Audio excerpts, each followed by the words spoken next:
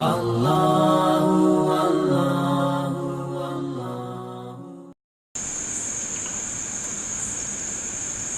لله رب العالمين والصلاة والسلام على سيد الأنبياء والمرسلين أما بعد فأعوذ بالله من الشيطان الرجيم بسم الله الرحمن الرحيم من يطيع الرسول فقد أطاع الله وقال في موضع آخر وما آتاكم الرسول فخذوه وما نهاكم عنه فانتهوا صدق الله العظيم. محترم معزز سامعین کرام، ابھی میں نے جو قرآن کریم کی آیت مبارکہ آپ کی خدمت میں پڑھی، جس میں اللہ تبارک و تعالی ارشاد فرماتے ہیں، جس نے رسول اللہ صلی اللہ علیہ وسلم کی اطاعت کی گویا اس نے میری اطاعت کی. اور دوسری آیت مبارکہ میں اللہ فرماتے ہیں کہ جو کچھ اللہ کے رسول صلی اللہ علیہ وسلم تم کو دیں اس کو تم لے لو، اور جن چیزوں سے تم کو منع کریں اس سے تم رک جاؤ، یہی تمہارے لیے کامیابی. حاضرین کرام، اللہ نے کھلے طور پر اس کی وضاحت فرما دی ہے. آقا علیہ الصلاۃ والسلام دنیا میں کن مقاصد کو لے کر آئے ہیں، اور ہم ان کے امتی ہونے کے ناطے ہمارے لیے کن چیزوں کی رہبری ضروری ہے،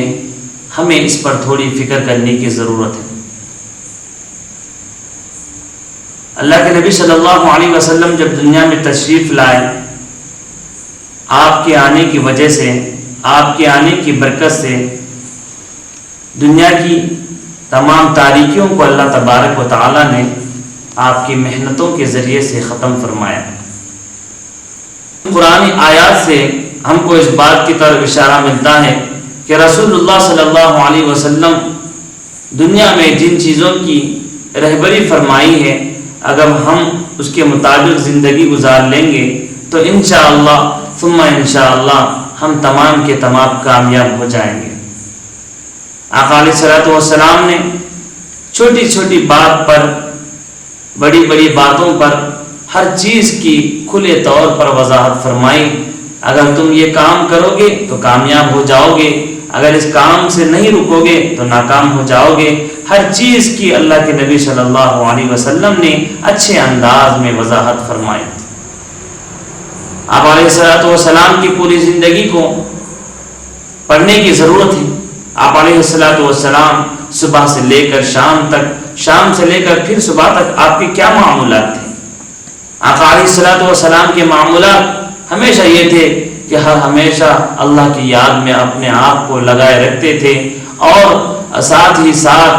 اپنی پوری امت کی فکر ہوا کرتی تھی. ہر ہمیشہ یہ سوچتے تھے آقا علیہ الصلوۃ والسلام کہ جو میری سوچ ہے، یہی سوچ اگر میری امت میں آ جاتی ہے تو انشاءاللہ میری امت بھی میرے ساتھ کل قیامت میں رہے گی. یہ فکر آپ علیہ الصلوۃ والسلام کی رہا کرتی تھی.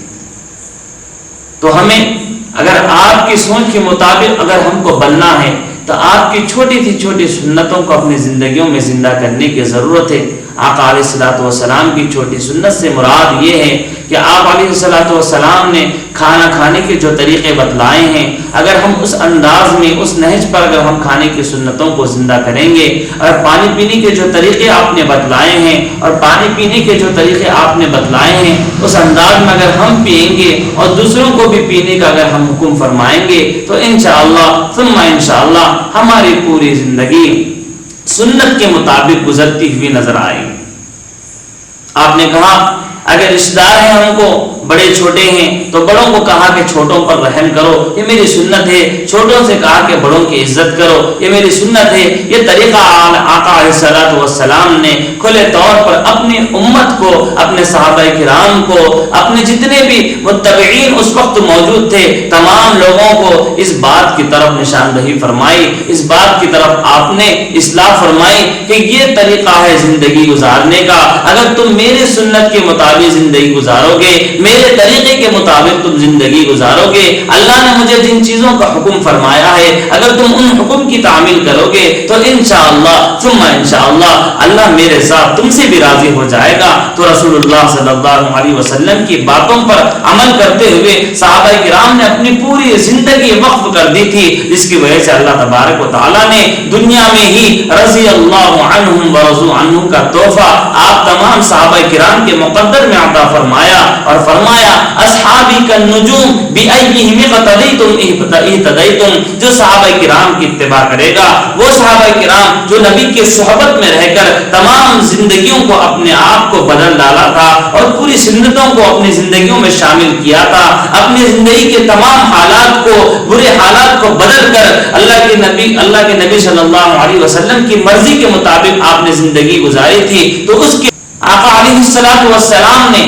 جو اپنے صحابہ کرام پر جو محنتیں کی تھیں کہ صبح سے لے کر شام تک کی زندگی اور شام تک سے لے کر صبح تک کی زندگی، جو معمولات آپ نے بتائے تھے ان تمام معمولات کو صحابہ کرام نے اپنے زندگی میں شامل کر لیا، جس کی وجہ سے ان کی پوری زندگی اللہ اور اس کے رسول کی اتباع میں گزری تھی، جس کی وجہ سے اللہ تبارک و تعالیٰ نے قرآن میں رضی اللہ عنہم ورضوا عنہ کا تحفہ آپ تمام صحابہ کرام کے مقدر میں عطا فرمایا۔ محترم سامعین کرام، نبی نے جو بات کہی ہو، اگر جو اس بات پر عمل کرتا ہو تو اللہ کے نبی صلی اللہ علیہ وسلم کی اس نے سنت کو زندہ کیا، اور جس نے موجودہ زمانے میں ایک بھی سنت کو اپنے ساتھ شامل کرتا ہے، اللہ تبارک و تعالیٰ اس بندے سے بے انتہا خوش ہو جاتے ہیں اور فرماتے ہیں اے میرے بندے، جو میرے رسول کی اتباع کرے گا تو سمجھ لو کہ اس نے میری اتباع کر لی، اور جس نے میری اتباع کر لی تو سمجھ لو دنیا میں وہ بندہ یقیناً بلا شک و شبہ کامیاب ہو جائے گا۔